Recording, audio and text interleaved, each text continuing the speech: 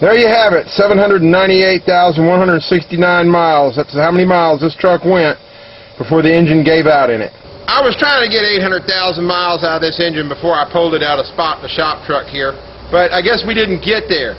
You know, it's one of those things. I mean, maybe it died prematurely because of, I don't know, one too many nitrous runs on the dyno.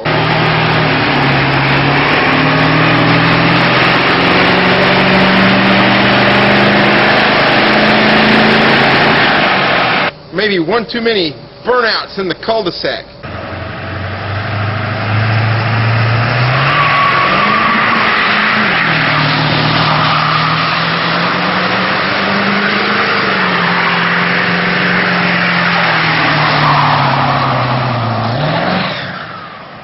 Spot the shop truck sort of fell into my lap a few years ago with over 700,000 miles on it.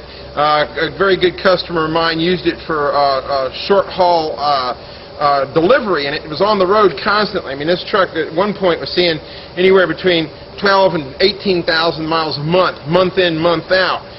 We put it on a diet of Schaeffer synthetic oil and FS 2500 on the oil side, and we put a filter on the transmission and synthetic fluid in the transmission, and we did the Shell extended life coolant with a filter on that. And you know, the fact is, it pays off.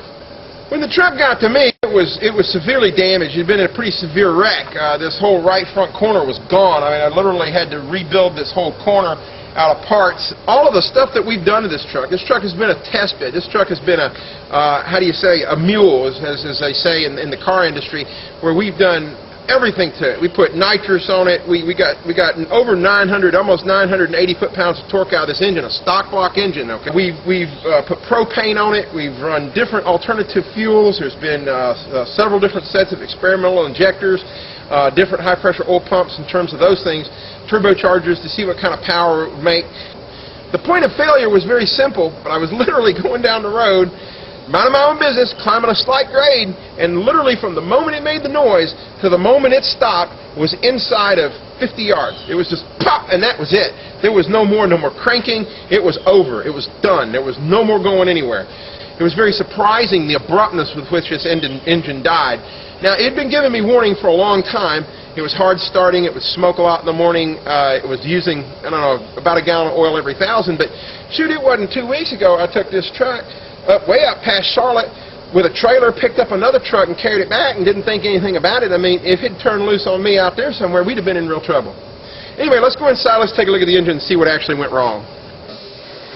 Well, this is what we found when we took the engine apart, is a snap connecting rod.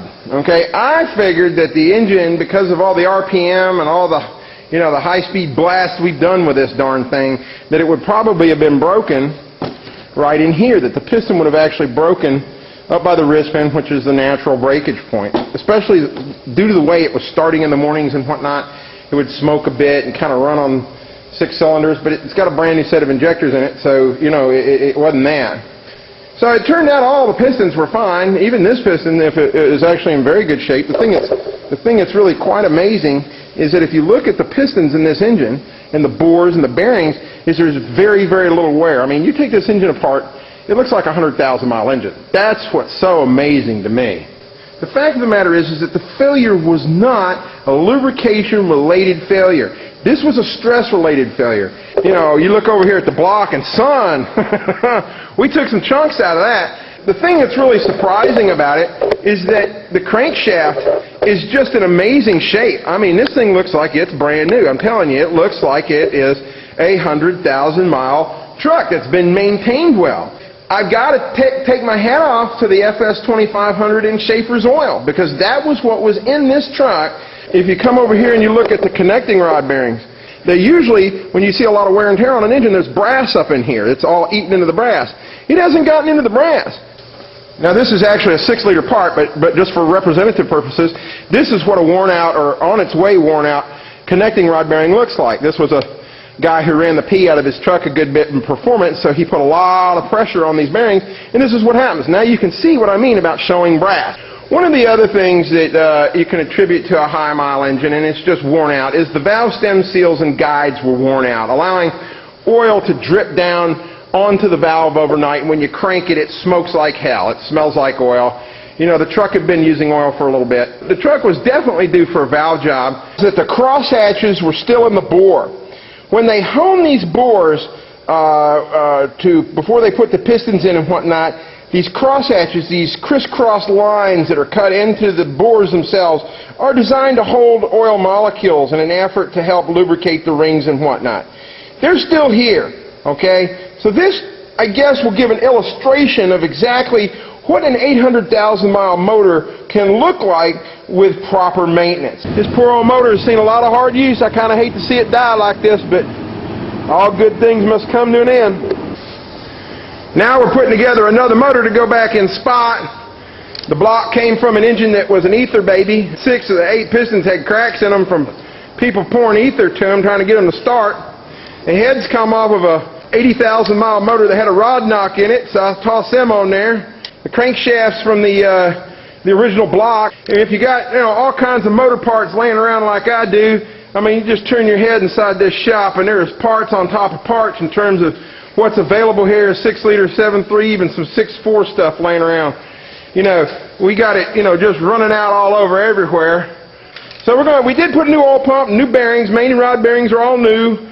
Reseals the valve stem seals, make sure that they're good, and of course new head gaskets and all that sort of thing. And we'll reuse the high pressure oil pump and these injectors I got sitting here that are virtually brand new. I put those in there. I thought that might have been the skip. I got a good deal on them. Alright, now we're getting the air conditioning all straight in it. Got the motor back in. Man, I'm ready to go for a ride. I'm ready to see how this old truck will run. Let's crank it up and see what she sounds like.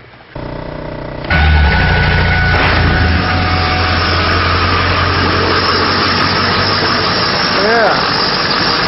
Well, maybe it'll go another 800,000 miles if I stay out the nitrous and the propane. So what's the bottom line on this deal?